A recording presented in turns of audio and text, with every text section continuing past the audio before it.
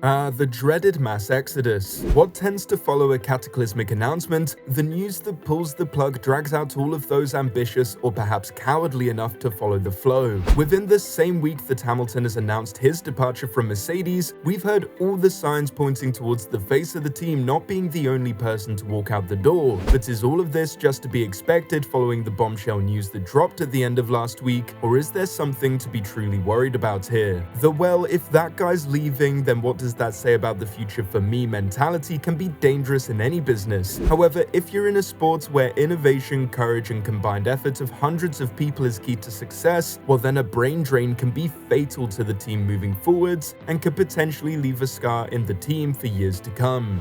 Want to know why Mercedes could be in dire trouble moving forward? As if losing their talisman to Ferrari wasn't enough, the whole he leaves could drag some talent away to the Scuderia that are impossible to replace. And stick around, because we think the tragedy can turn into opportunity pretty quickly, and how Mercedes handles the next few months could dictate what side of the line they land on.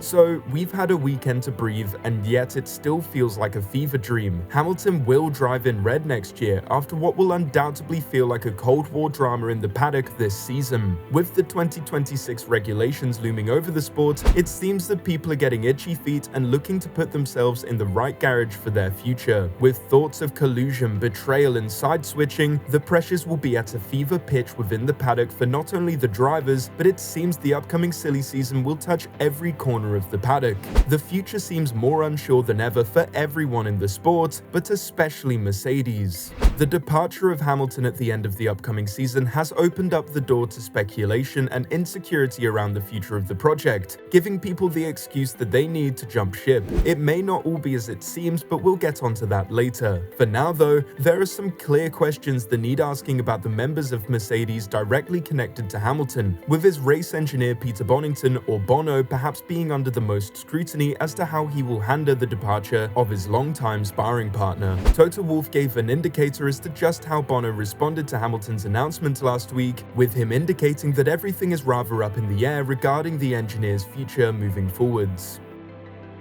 This is a discussion which everyone needs to have in the months to come. As much as I've spoken with Bono already, when I told him Hamilton's decision, he said, "Is it April the 1st? That's something we will discuss in the future."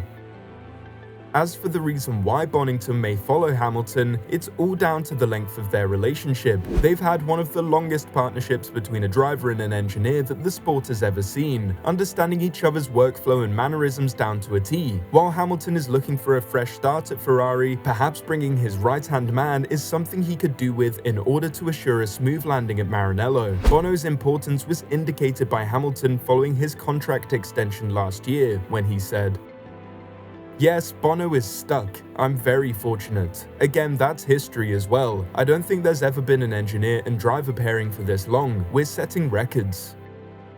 Bringing in personnel like Bono could serve to massively improve the areas in which Ferrari have struggled in recent years, with trackside operations and strategy leaving a lot to be desired. Compare that with the cold and calculated approach that Mercedes has, which only slipped up on a few high-profile occasions like Hockenheim 2019, then you can understand why Ferrari may well want to capitalize on the arrival of Hamilton to perhaps gain more than just the driver from the Brackley team. Other personnel at the team may see the upcoming regulation changes as a jumping off point and see the place where their colleagues have departed to as the best fit for them, as after all, they will feel the pull of like-minded individuals flocking to other teams, whether that is due to them seeing greener pastures or just desiring to get away from the crumbling foundations that appear to be cracking at Mercedes. Make no mistake, the reintroduction of James Allison is a step backwards, a regression from the plan. Hamilton leaving may just be a symptom of rot put into place under the short-lived reign of Mike Elliott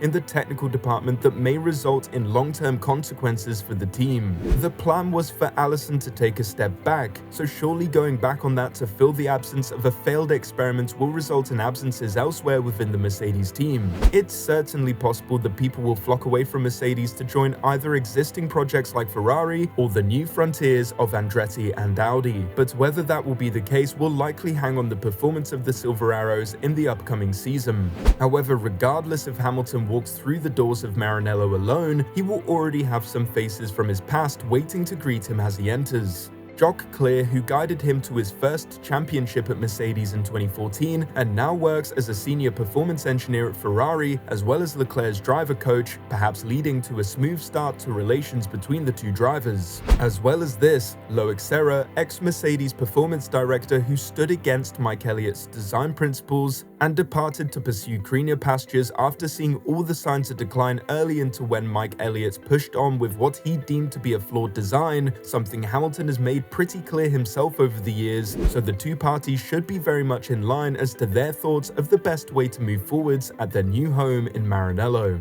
The final and most apparent draw for Hamilton is his old chum from the junior categories, Fred Vasseur. While not Mercedes related, Hamilton's formative time at ART connects him not only to Vasseur, but Leclerc, who saw a mirror ascent into F1 with Vasseur at ART.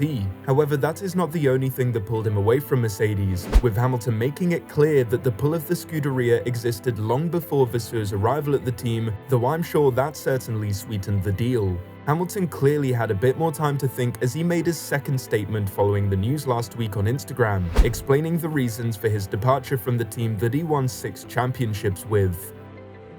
But as you all know, after an incredible 11 years at Mercedes-AMG Petronas F1 team, the time has come for me to start a new chapter in my life, and I will be joining Scuderia Ferrari in 2025. I feel incredibly fortunate after achieving things with Mercedes that I could have only dreamed of as a kid, that I now have the chance to fulfill another childhood dream, driving in Ferrari Red. The time is right to make a change and take on a new challenge. I still remember the feeling of taking a leap of faith into the unknown when I first joined Mercedes in 2013. I know some people didn't understand it at the time, but I was right to make the move then, and it's the feeling I have again now. I'm excited to see what I can bring to this new opportunity and what we can do together.